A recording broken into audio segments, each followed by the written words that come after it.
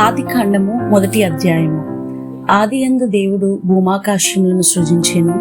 భూమి నిరాకారముగాను శూన్యముగాను ఉండెను. చీకటి అగాధ జలములపైన కమ్మియుండెను. దేవుని ఆత్మ జలములపైన అల్లాడుచుండెను. దేవుడు వెలుగు కమ్మని పలకగా వెలుగు కలిగెను. వెలుగు మంచిదైనట్టు దేవుడు చూచెను. దేవుడు వెలుగును చీకటిని వేరుపరిచెను. దేవుడు వెలుగునకు పగలనియు చీకటికి రాత్రి అనియు పేరు పెట్టెను. అస్తమయమును ఉదయమును కలగగా ఒక దినమాయెను. మరియు దేవుడు జలముల మధ్య ఒక విశాలము కలిగి ఆ జలములను ఈ జలములను వేరుపరచునుగాక అని పలికెను. దేవుడు ఆ విశాలము చేసి విశాలము క్రింది జలములను విశాలము మీది జలములను వేరుపరపగా ఆ ప్రకారమాయెను. దేవుడు ఆ విశాలమునకు ఆకాశమని పేరు పెట్టెను. అస్తమయమును ఉదయమును కలగగా 2వ దినమాయెను. దేవుడు ఆకాశము క్రిందనున్న జలము ఒకచోటనే కూర్చుబడి ఆరిన నేల కనబడును గాక అని పలకగా ఆ ప్రకారమాయెను. దేవుడు ఆరిన నేలకు భూమి అని పేరు పెట్టెను. జలరాశికి ఆయన సముద్రాలని పేరు పెట్టెను. అది మంచిదని దేవుడు చూచెను. దేవుడు గడ్డిని విత్తనములిచ్చు చెట్లను భూమి మీద తమ తమ జాతి ప్రకారము తమలో విత్తనములు గల ఫలమిచ్చు ఫలవృక్షములను భూమి మొలిపించును గాక అని పలకగా ఆ ప్రకారమాయెను.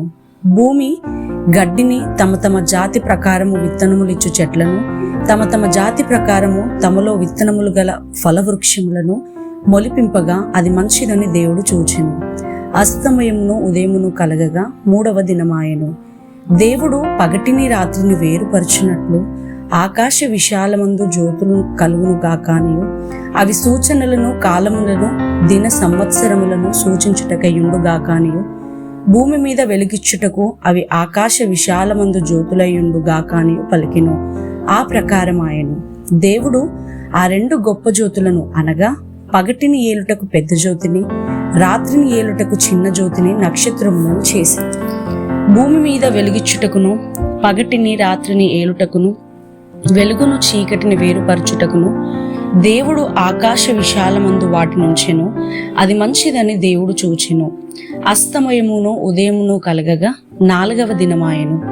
దేవుడు జీవము కలిగి చెలించు వాటిని జలములు సమృద్ధిగా పుట్టించును గాకానియు పక్షులు భూమిపైని ఆకాశ విశాలంలో ఎగురుగాకానియు పలికెను. దేవుడు జలములలో వాటి వాటి ప్రతి జాతి ప్రకారము జలములు సమృద్ధిగా పుట్టించిన మహామత్స్యములను జీవము కలిగి చెలించు వాటినన్నిటినీ దాని దాని జాతి ప్రకారము రెక్కలు గల ప్రతి పక్షిని సృజించెను. అది మంచిదని దేవుడు చూచెను. దేవుడు మీరు ఫలించి అభివృద్ధి పొంది సముద్ర జలములలో నిండి ఉండుడనియు పక్షులు భూమి మీద విస్తరించును గాక అనియు వాటిని ఆశీర్వదించెను. అస్తమయమును ఉదయమును కలగగా 5వ దినమాయెను. దేవుడు వాటి వాటి జాతి ప్రకారము జీవము గల వాటిని అనగా వాటి వాటి జాతి ప్రకారము పశువులను పురుగులను అడవి జంతువులను భూమి పుట్టించుగాక అని పలికెను. ఆ ప్రకారమాయెను. దేవుడు ఆయా జాతుల ప్రకారము అడవి జంతువులను ఆయా జాతుల ప్రకారము పశువులను ఆయా జాతుల ప్రకారము నేలకు ప్రాకు ప్రతి పురుగును చేసెను. అది మంచిదని దేవుడు చూచెను.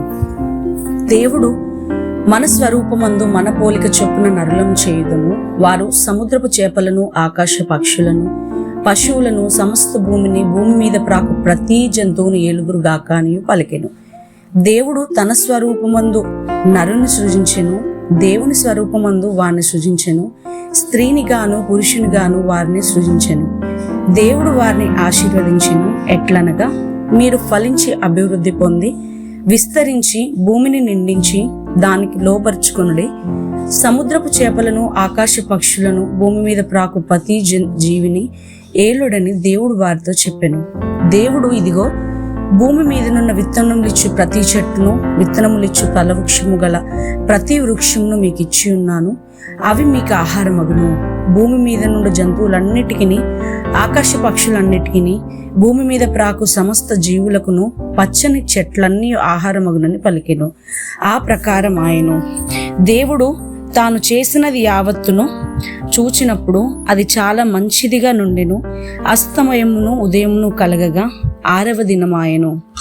దేవునికి స్తోత్రం.